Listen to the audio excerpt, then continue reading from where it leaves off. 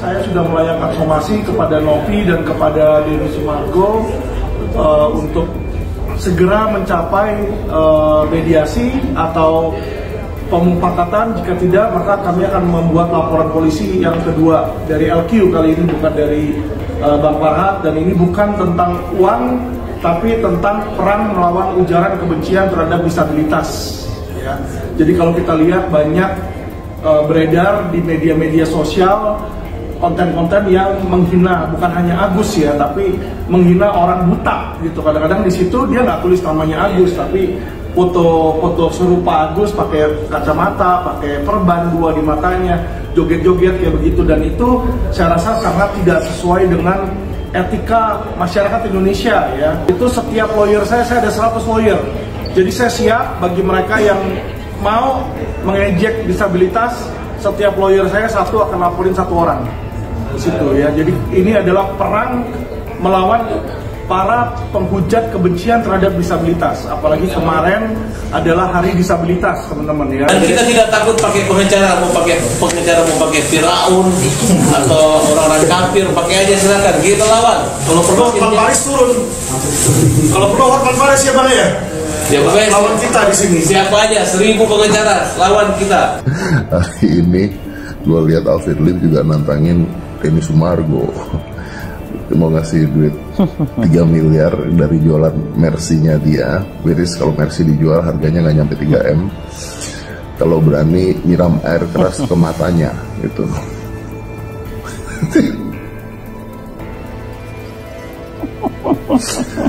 So basically adalah untung gue waktu itu nggak merespon, because I know what kind of people if I respond that time. So be calm, think twice before you respond on anything, because one day you will see the truth. Ini juga pengacara itu tiba-tiba nongol, ngapain ini dia mau menonjolkan aspek mobilnya 3 miliar, datang ke garasi gua ada 20 miliar malah. Udahlah para pengacara, carilah kasus-kasus gede, jangan diperebutkan kasus-kasus receh. Malulah tiap hari di TV gitu-gituan. Saya punya mobil 3 miliar. Lu udah tahu? Udah 30 tahun saya ada di garasi, ada 20 miliar malah mobil gua. Ngapain ngomong begitu? Ada mobil fokus kepada substansi hukumnya. Oke. Damaikan para pihak. Ini kan sebenarnya uang kecil, cuma 1,5 miliar. Menurut abang uang kecil loh bang? Iya, kenyataannya memang uang kecil. Artinya ngapain harus 1,5 miliar dibahas sampai 7 turunan? Itu sangat tidak pantas diucapkan. Karena itu tidak pantas diucapkan karena mana ada orang juga yang mau disiram dengan 3 miliar, ya kan? Matanya sampai buta. Nggak ada kan? Itu mau menonjolkan seolah aku punya duit gitu loh. Orang emang udah lebih lama, Hotman lebih banyak duit dari kamu. Pengobatan intinya kalau Novi memang mau memiliki uang itu, saya dan donatur-donatur dari konglomerat-konglomerat udah siap bantu Agus lah intinya. Tapi ya itu kan uang hak milik Agus. Nanti kalau memang dikembalikan ya pasti untuk kebutuhan hidup Agus lah, karena kan beliau nggak bisa kerja ya dengan mata seperti ini. Beliau berkenan sih lebih baik diberikan ke Mas Agus saja membutuhkannya, karena nantinya mungkin kan uang ini akan diambil alih oleh negara. Karena Alfred Lim dalam situ kan lengkapnya itu kan dia bilang bahwa kami menantang itu para lawyer-lawyer daripada mendukung Novi, ya kan? Bahkan kan kata bodoh ada itu kan. Makanya saya udah WhatsApp dan sudah direspon ya oleh Putra Indah Giri bahwa mewakili Novi di Jumat nanti setelah selesai Jumat debat hukum terkait dengan pernyataan itu. Jawaban polisi soal laporan uang donasi Agus Salim, memang Pratiwi Novianti bisa dipenjara? Laporan kasus dugaan pencemaran nama baik dari korban penyiraman air keras di Cangkrang, M. Agus Salim, 32 tahun, telah diterima oleh Polda Metro Jaya. Agus melaporkan pemilik Yayasan Peduli Kemanusiaan sekaligus YouTuber Pratiwi Novianti alias Teh Novi dalam laporan yang terregistrasi dengan nomor LPB 6330 sekian.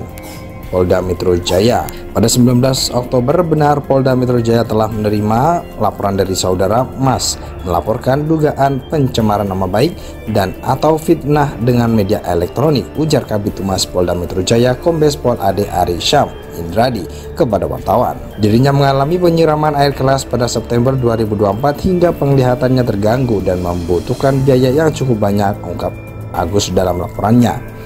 Kemudian korban mendapatkan sumbangan dari donasi terlapor melalui sebuah podcast di mana diumumkan adanya donasi yang bisa dilakukan dikirimkan ke rekening terlapor, ujar Ade. Dari penggalangan donasi tersebut terkumpul sejumlah uang senilai 1,4 miliar.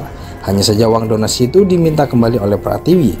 Pelapor atau korban merasa mendapatkan ancaman tuduhan dan fitnah seolah-olah korban tidak amanah terhadap uang donasi tersebut, kata Ade. Polisi menyatakan akan menyelidiki terlebih dahulu mengenai pengakuan dari Agus terkait alasan terlapor meminta kembali uang donasinya. Nilai yang akan didalami poinnya adalah pelapor atau korban merasa difitnah seolah-olah tidak amanah dengan uang donasi tersebut, tegas dia.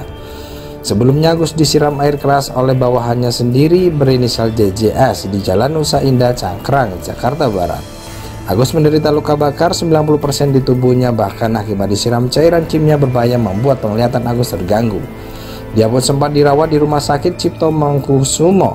Kisah Agus itu viral di media sosial hingga sejumlah YouTuber mengundangnya sebagai narasumber dan memberinya donasi. Pratiwi Novianti curhat penyelesaiannya usai bantu Agus Salim, namun berujung kisruh soal masalah donasi. Sebab diketahui jika Pratiwi Novianti yang sudah memberikan bantuan justru dilaporkan oleh Agus Salim.